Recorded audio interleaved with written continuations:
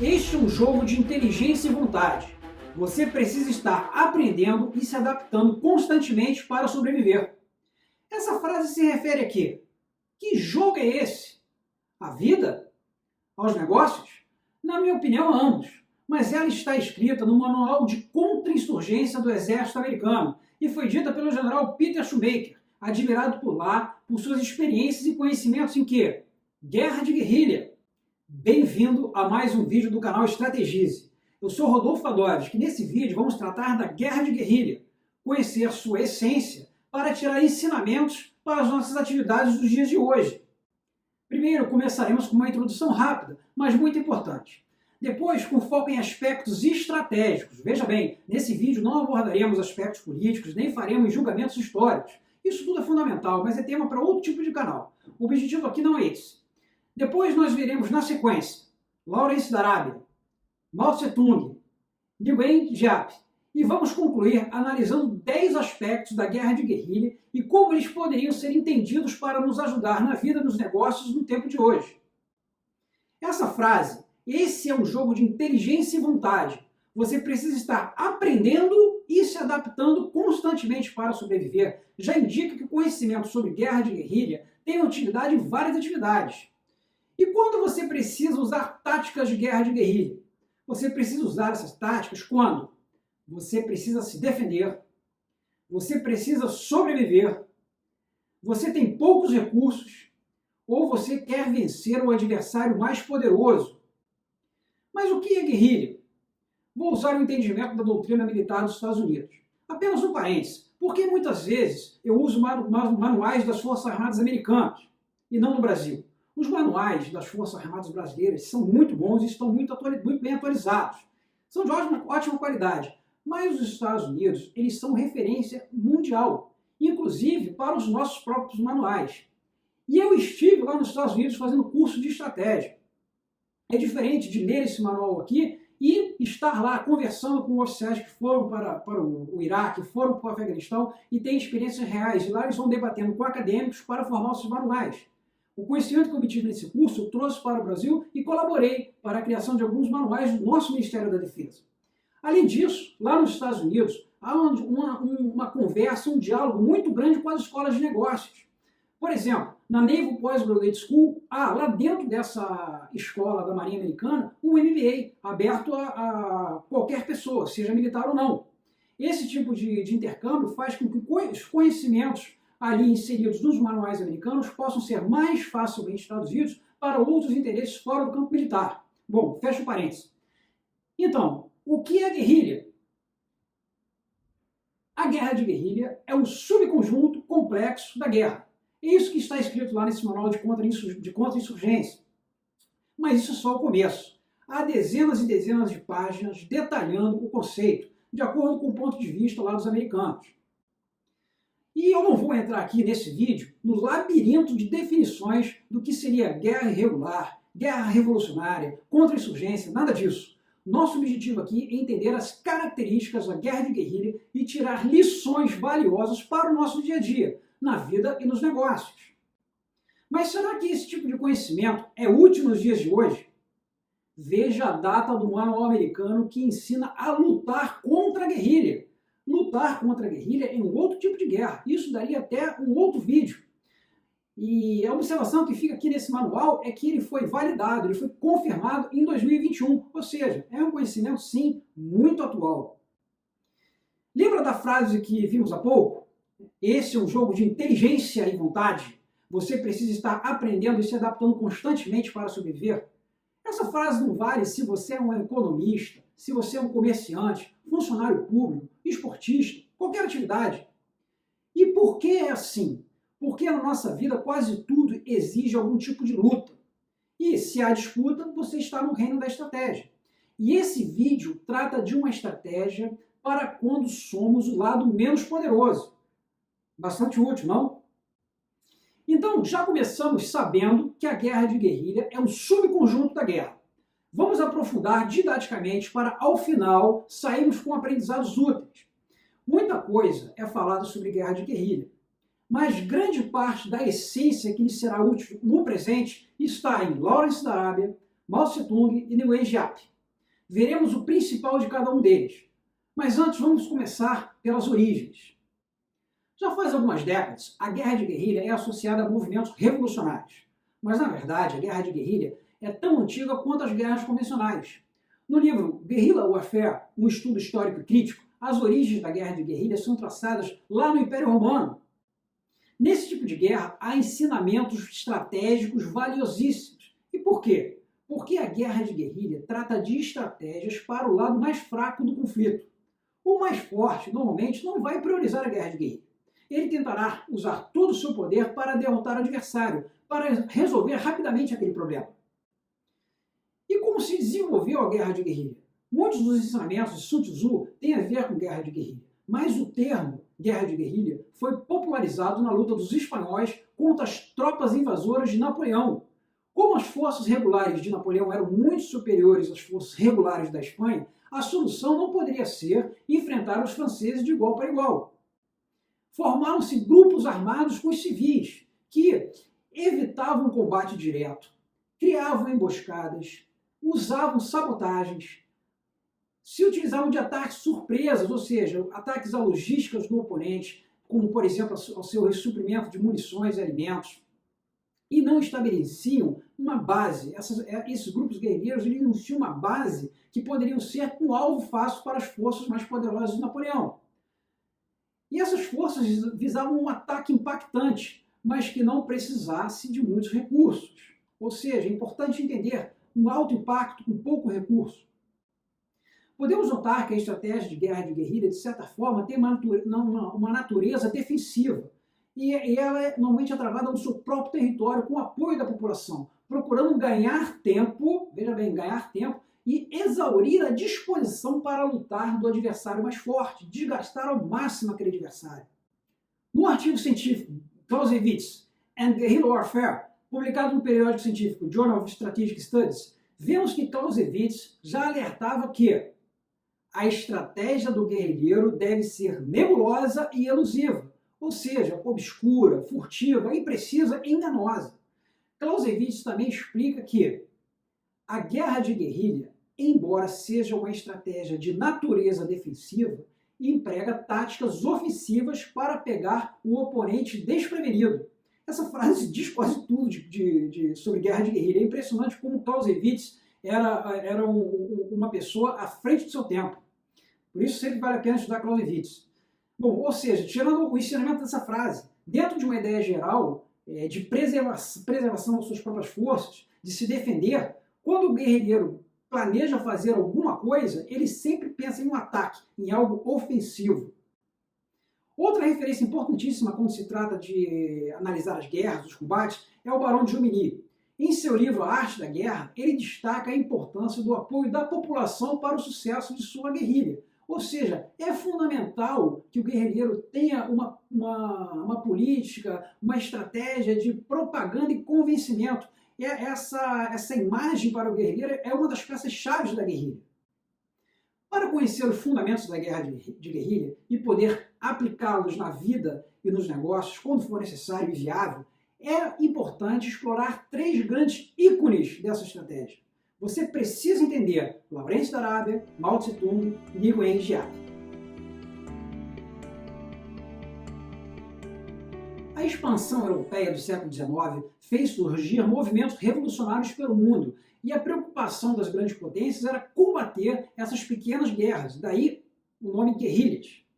Mas foi o oficial inglês Thomas Edward Lawrence, conhecido como Lawrence da Arábia, quem primeiro concebeu uma forma estruturada de usar a guerrilha.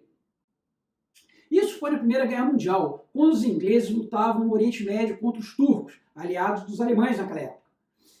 Os turcos eles tinham uma linha de suprimentos que ligava Damasco, na Síria, até Medina. E essa linha de suprimentos nada mais era do que uma linha férrea. E essa linha férrea era o alvo dos guerrilheiros de Lawrence da Arábia. Lawrence reconhecia que apenas esses ataques de guerrilheiros, eles nunca iriam derrotar os turcos. Não seria uma vitória definitiva. Esses ataques a suprimentos, essa inquietação constante, essa fixação dos turcos na defensiva, fixação no sentido deles terem que se preocupar em defender uma frente enorme. Ele sabia que isso aí tinha um papel secundário na Primeira Guerra Mundial, mas era um papel muito importante. Os guerrilheiros, eles não eram como uma força militar regular. O que Lawrence fez foi ir lá naquela região da Arábia e conversar com diversas tribos e ir reunindo essas tribos que muitas vezes eram rivais. Lawrence não comandou uma tropa muito unida. Ele conseguiu, por meio da sua liderança, juntar esse grupo de guerrilheiros que não eram fixos. Ora havia uma tribo participando, ora era outra participando, muitos participavam apenas de uma ação, ficavam ali com os espólios daquele ataque e não voltavam mais. Era uma coisa muito inconstante. E essa força guerrilheira, ela não tinha a mínima condição de conquistar uma posição e defender contra um contra-ataque turco. Eram ataques de ocasião, ataques de oportunidade. Lawrence ele desenvolveu essa guerrilha, que eram pequenas forças, muito menores do que as forças turcas, que conheciam muito bem o terreno e tinham muita mobilidade, porque eles estavam acostumados a usar camelos e percorrer grandes distâncias naquele terreno árido. E eles, por causa dessa mobilidade, eles conseguiam atacar largas frentes que os turcos defendiam, especialmente a linha férrea. Veja que essa linha férrea, que no caso aí da guerra, que no caso dos suprimentos estamos falando de Damasco até Medina, ela era uma linha férrea de uma distância maior do que Rio de Janeiro a Brasília. Imagine, cerca de 1.300 quilômetros que tinha essa distância, ser defendido o tempo inteiro pelas tropas turcas. Era impossível. Então os guerrilheiros conseguiam escolher locais propícios para atacar a linha de suprimentos. Mas, apesar dessas limitações, Lawrence da Arábia também conseguiu atacar a cidade de Aqba pela retaguarda, porque Aqba era um porto muito importante e os turcos tinham defendido essa cidade de um ataque da força naval britânica. A marinha britânica ela poderia entrar nesse estreito e atacar Aqba. Por isso que os turcos colocaram uma série de canhões enormes, mas fixos, apontando para o mar. Diante disso, o Lawrence ele reuniu a sua força de guerrilheiros, cruzou o deserto e atacou a cidade por trás. Esse ataque pela retaguarda fez com que os turcos fossem pegos de surpresa, eles não tiveram tempo para se preparar para esse ataque, e a cidade Aqba caiu na mão de Lawrence. Isso foi um feito marcante da Primeira Guerra Mundial. Quais aspectos podemos destacar das forças guerrilheiras de Lawrence da Arábia? Primeiro, era uma força amorfa, uma força que não tinha forma.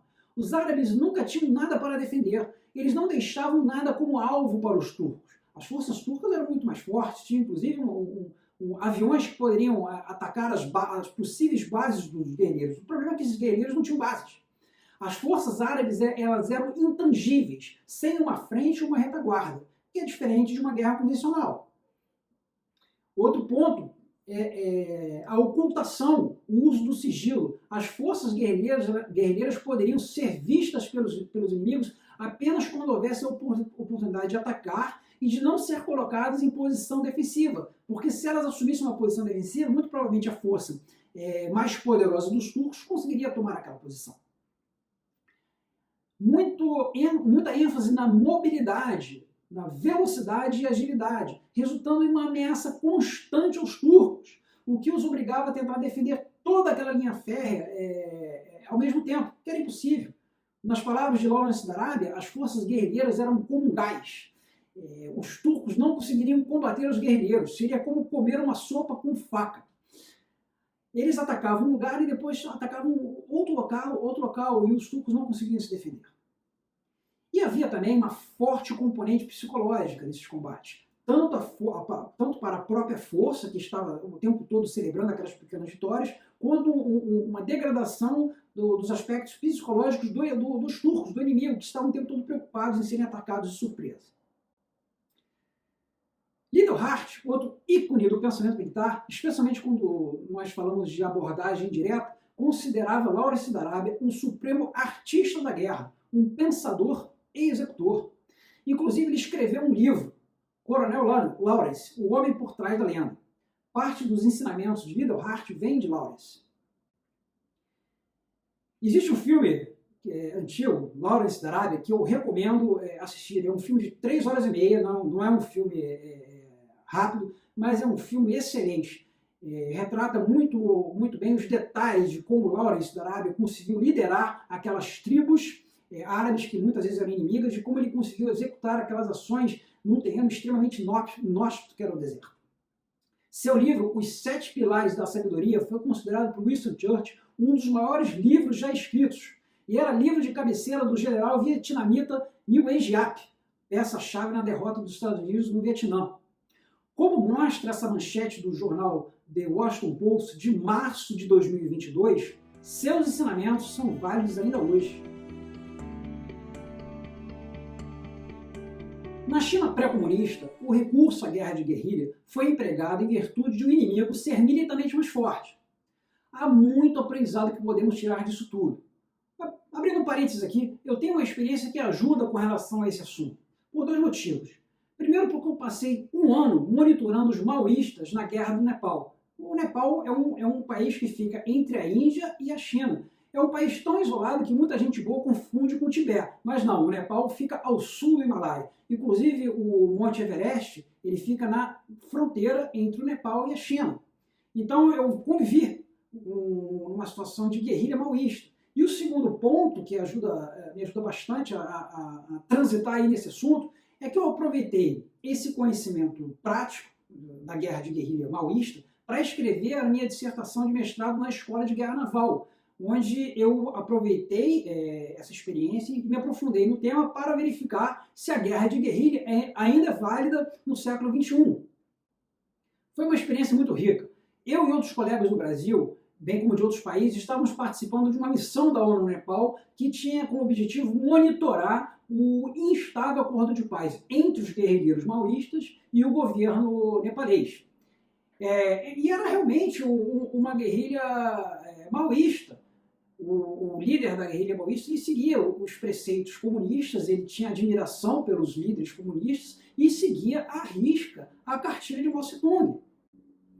Havia um exército de cerca de 30 mil guerrilheiros, e esses guerrilheiros eles precisavam, em virtude do acordo de paz, serem monitorados e registrados. E esse era o objetivo. Eu tive contato com conversas com diversos desses guerrilheiros.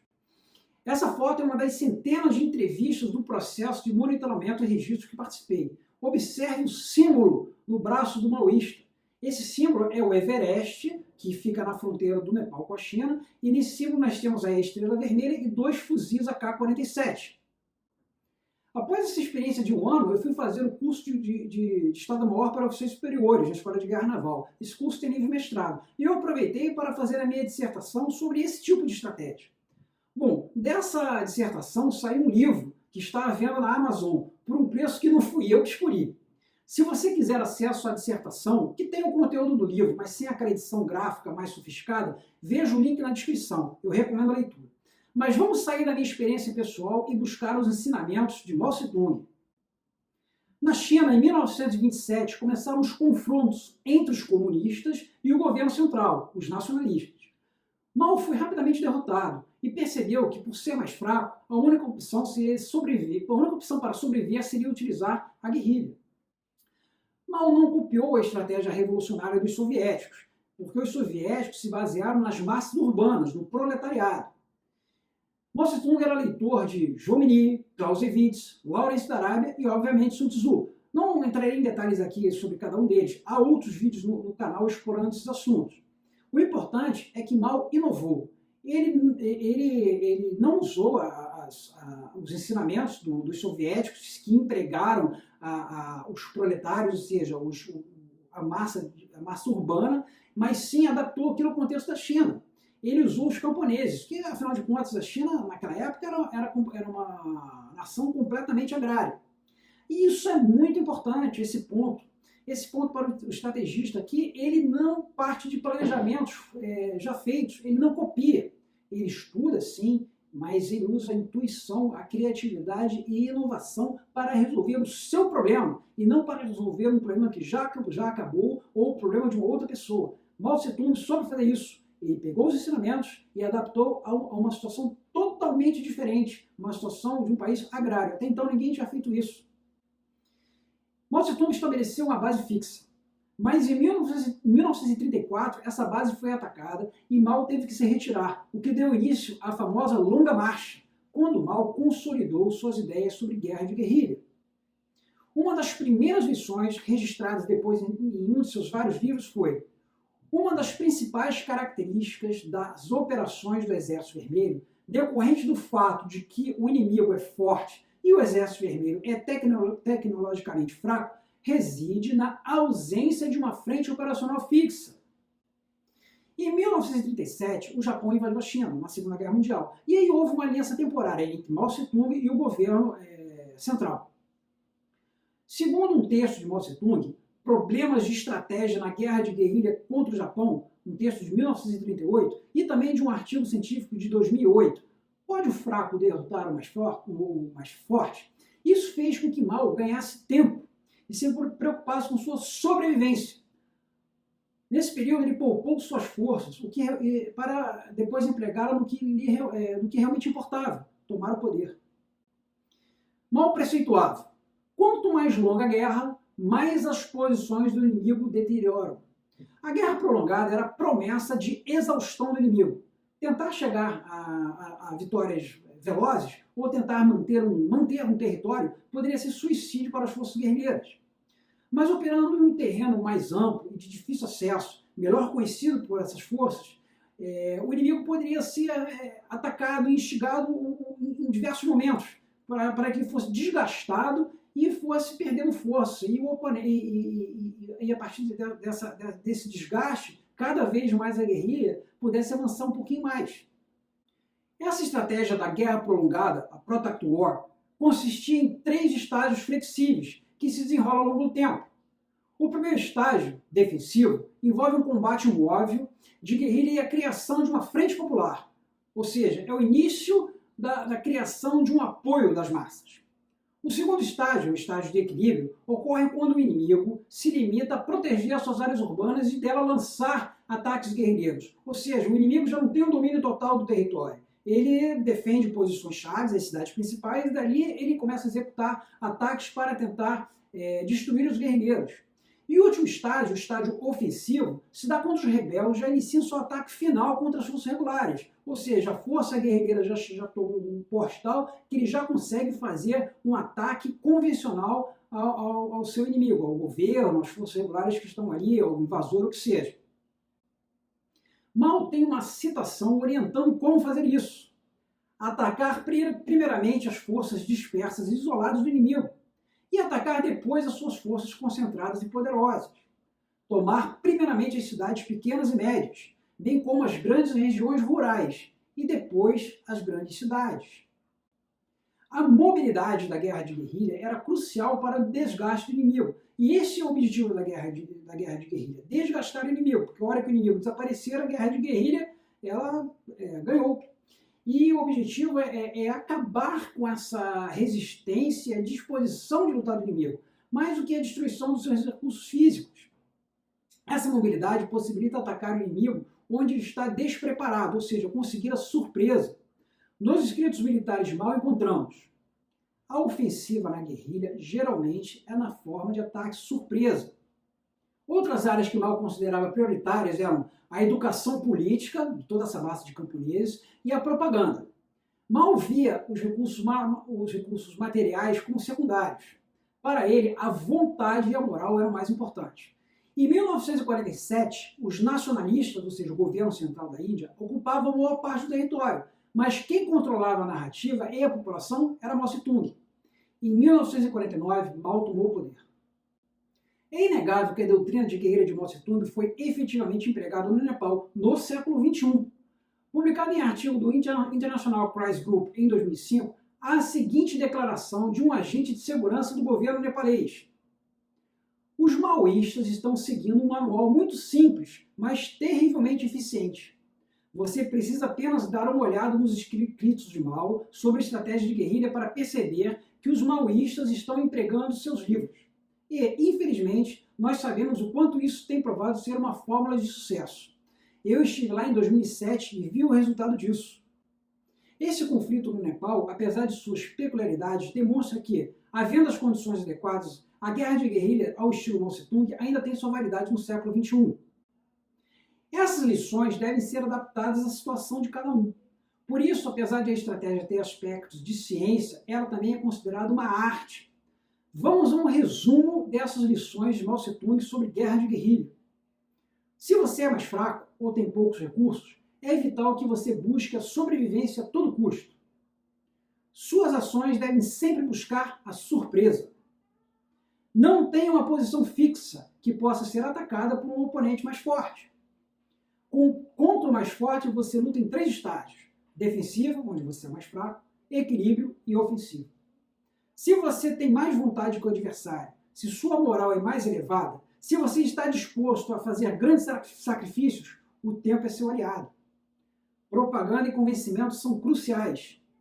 Moral e vontade são mais importantes do que recursos materiais. E para fechar a guerra de guerrilha de Mao, vale dizer que quem venceu a guerra no Nepal foi o líder maoísta Prachanda, que foi eleito primeiro-ministro em 15 de agosto de 2008.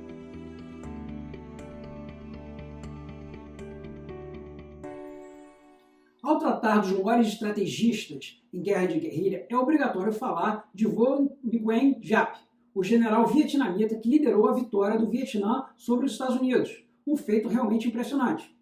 Na década de 1940, ele foi para a China aprender as técnicas de guerrilha e também lutou contra a invasão japonesa na Segunda Guerra Mundial.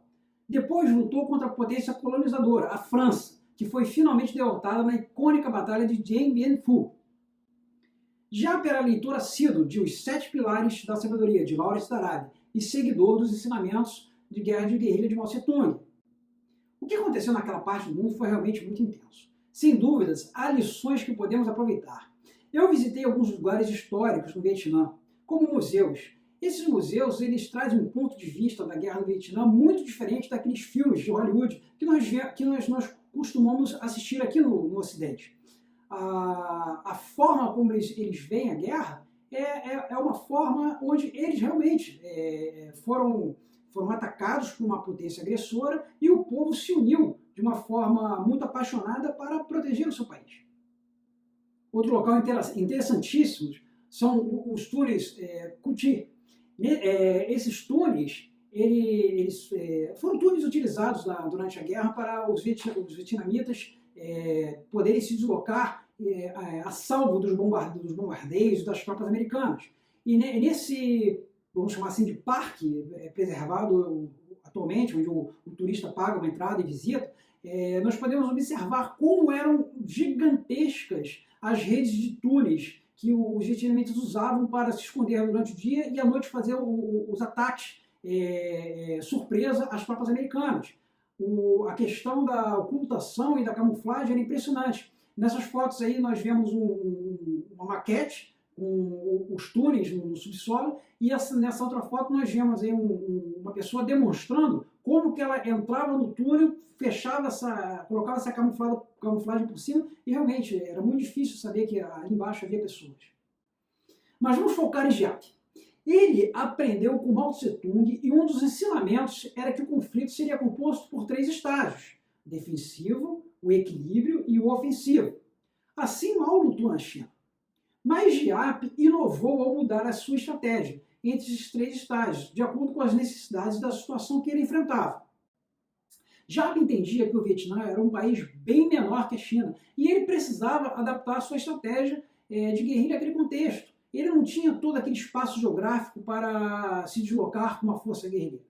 Enquanto Mao podia utilizar essas vastas regiões, Giap precisava segurar algumas áreas específicas. E para isso, a guerra de guerrilha, que era travada pelos Vietcongs, aquelas tropas do Vietnã, que estavam no Vietnã do Sul, basicamente, atacando as forças americanas, elas não eram suficientes. E já precisava usar também as suas forças regulares do Vietnã do Norte. Então, a estratégia de Giap ela foi diferente do Mao Tse-tung, porque o Mao Tse-tung, grosso modo falando, ele seguiu os 3 estágios. E o estágio da ofensiva, no caso de Mao Tse-tung, aconteceu no final. Já Giap não, ele mesclou esses estágios. Como foi o caso, por exemplo, da ofensiva do Tet, em 1968, que Giap utilizou, juntamente com as guerrilhas que já estavam lá no Vietnã do Sul, ele utilizou suas forças regulares do Vietnã do Norte para causar uma série de danos aos americanos. Essa inovação, mesclando os três estágios, parece ser de menor importância, mas ela confundiu muito os Estados Unidos, que analisavam os possíveis movimentos de Giap de acordo com a estratégia de Mao. Eles sabiam que Giap era um discípulo de Mao. Ou seja, os americanos não esperavam que Giap fosse usar forças regulares em grande escala naquele momento, e ele realizou a ofensiva do Tet.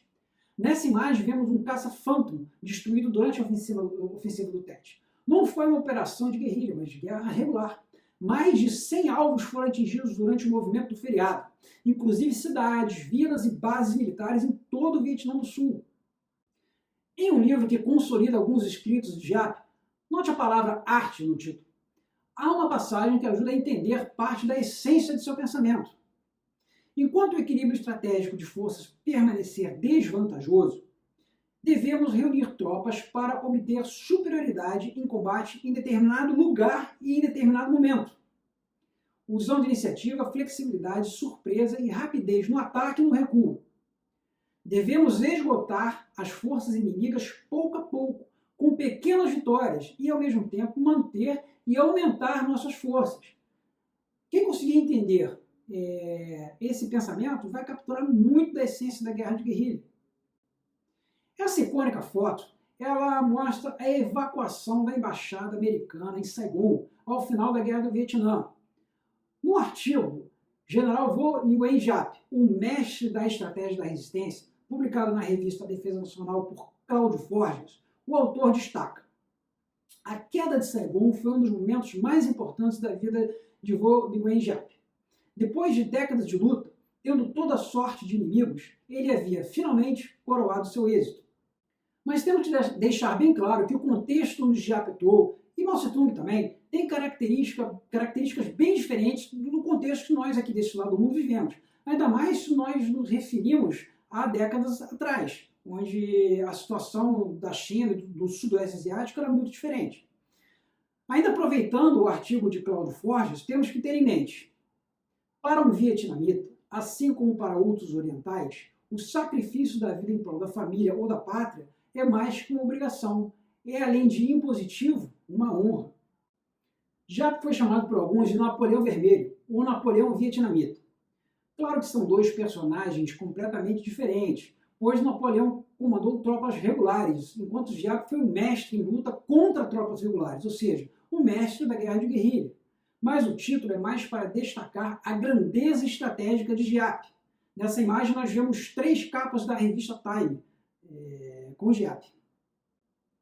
As lições que devemos tirar de Giap confirmam o que ensinaram Lawrence da Arábia e Mao. Como, por exemplo, se você é o mais fraco, ataque uma fraqueza do adversário usando velocidade e surpresa.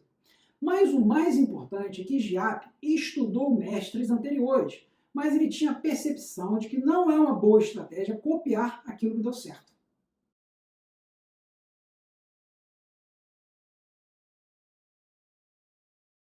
A estratégia da guerra de guerrilha, usada pelos menos poderosos, tem suas raízes nas experiências de Lawrence da Arábia, Mao Tse-tung e Nguyen Giap.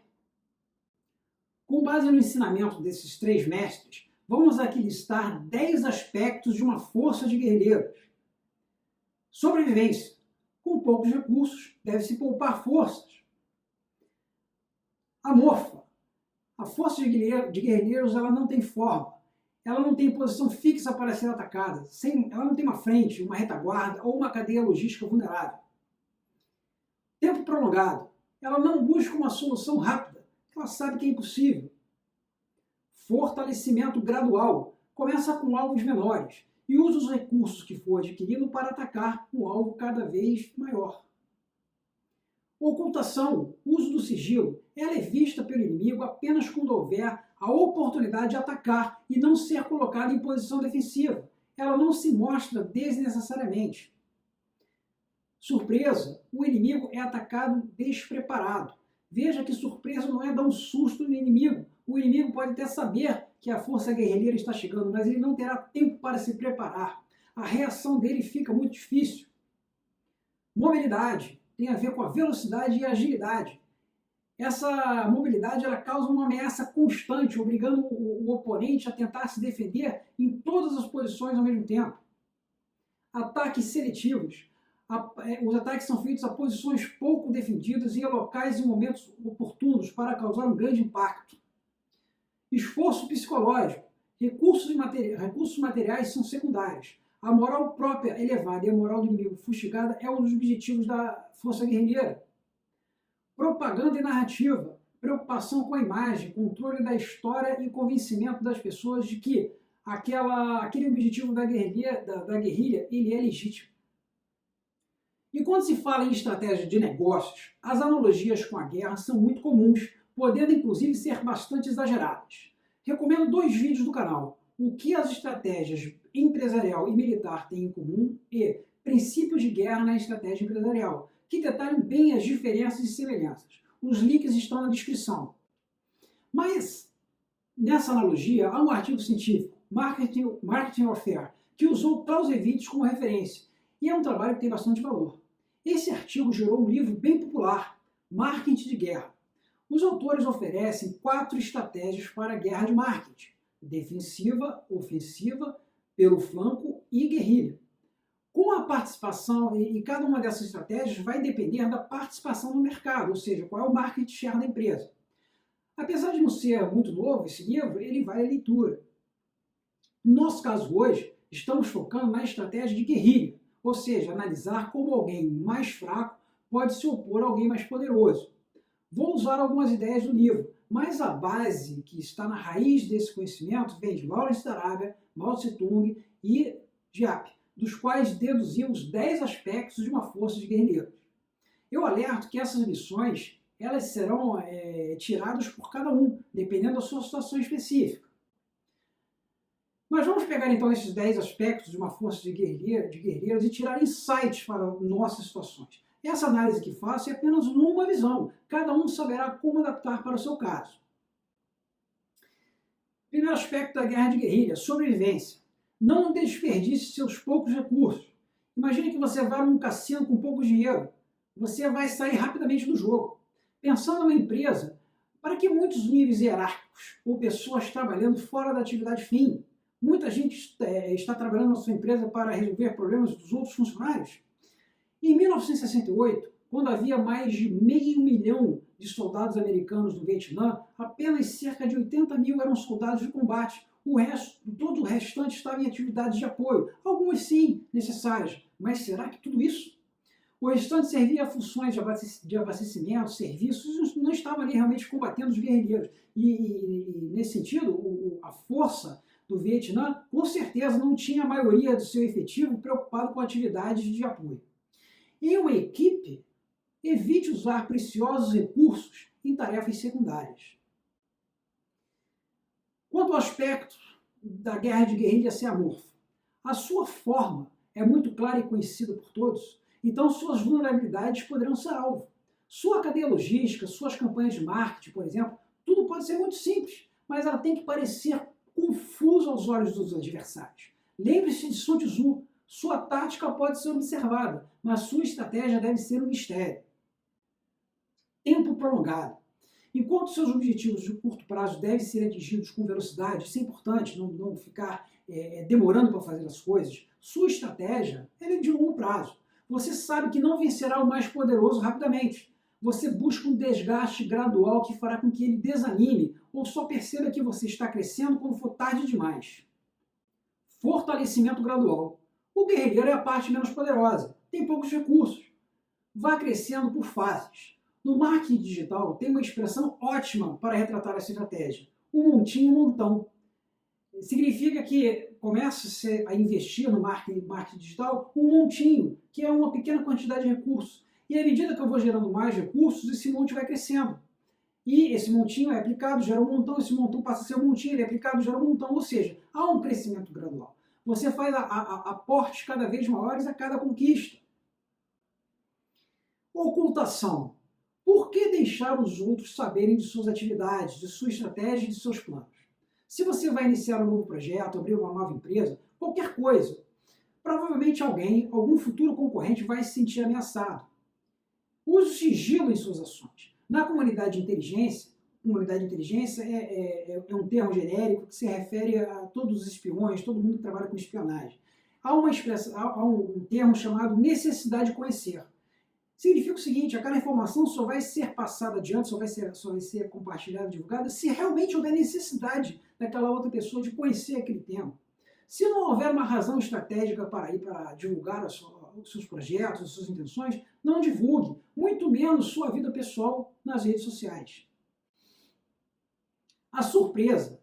Se você sabe que é uma ameaça, você se prepara. Assim também pensa seu concorrente. A surpresa tem a ver com sigilo e ocultação, mas a surpresa é para o seu ataque. Quando você lançar aquele novo produto, a concorrência vai demorar para entender o que está acontecendo e para reagir. Mobilidade. Você ou sua organização precisam ter processos de decisão velozes. O mundo é VUCA, volátil, incerto, complexo e ambíguo. É assim nosso ambiente. Nosso ambiente é muito dinâmico. E a concorrência também, além do ambiente ser dinâmico, a concorrência não vai ficar esperando. Quando se trata de velocidade e rapidez e agilidade, ou seja, mobilidade, lembre-se daquele conceito do ciclo OODA. Observe, oriente-se, decida e age. Esse ciclo OODA foi desenvolvido nos combates entre aeronaves por um coronel da Força Aérea Americana, John White. E esse ciclo de decisão é a chave para você vencer o seu adversário. Você tem que girar esse ciclo de observar, orientar, decidir e agir o mais rápido que o seu concorrente. Assim você terá agilidade para atualizar a sua estratégia e aproveitar as oportunidades. Não hesite em abandonar uma posição ou um produto se a batalha se voltar contra você. Um guerrilheiro não tem recursos para desperdiçar em uma causa perdida. Ataques seletivos. Encontre um segmento do mercado pequeno bastante para você defender e que seja inviável ou não seja compensador para um grande atacar, para disputar esse mercado com você. Uma organização guerrilheira não muda a matemática do jogo, da guerra de marketing. A empresa maior provavelmente vai ganhar. Em vez disso, a guerrilha tenta reduzir o tamanho do campo de batalha e alcançar uma superioridade de força no local que ela escolheu, no local que ela tem uma expertise maior. Tente escolher um segmento pequeno o suficiente para você passar a ser o líder. A tendência é fazer o oposto, tentar agarrar o maior mercado possível, mas isso pode ser um erro. O esforço psicológico. Grandes bilionários de hoje começaram com muito pouco. Steve Jobs da Apple, Bill Gates da Microsoft, Jeff Bezos da Amazon e também Mao Tse-tung na China e Giap no Vietnã. Recursos materiais e financeiros são importantes, mas a força mental é a faísca de tudo. Tenha a sua moral e a da sua equipe sempre em alta. E o ideal é que a concorrência seja psicologicamente abalada com sua presença. Isso para que ela desista de lhe atacar. Propaganda e narrativa. Essa frase é atribuída ao general Giap. Não tema o inimigo, pois eles podem tirar apenas a sua vida. Tema muito a mídia, pois ela destruirá a sua imagem. Tenha o marketing como uma peça-chave. Se preocupe sempre em fazer propaganda, construir e manter a sua imagem e dominar a narrativa dos fatos. O estrategista, ao se reconhecer em situação menos poderosa, buscará empregar táticas de guerrilha, como ensina Mao Tse-tung. O inimigo avança, nós recuamos. O inimigo acampa, nós o perturbamos. O inimigo se cansa, nós o atacamos. O inimigo recua, nós o perseguimos. Ou ainda, acreditar que a estratégia de guerrilha pode ser uma grande vantagem. Como disse Steve Jobs, é melhor ser pirata do que entrar para a marinha. Todo esse conhecimento que vimos foi testado ao longo da história e pode ser muito útil na prática para cada um, desde que adaptado. O que não pode ser ensinado é a arte que cada um terá que usar para adaptar essas lições às suas necessidades particulares. Espero que tenha gostado. Obrigado por ter assistido e até a próxima.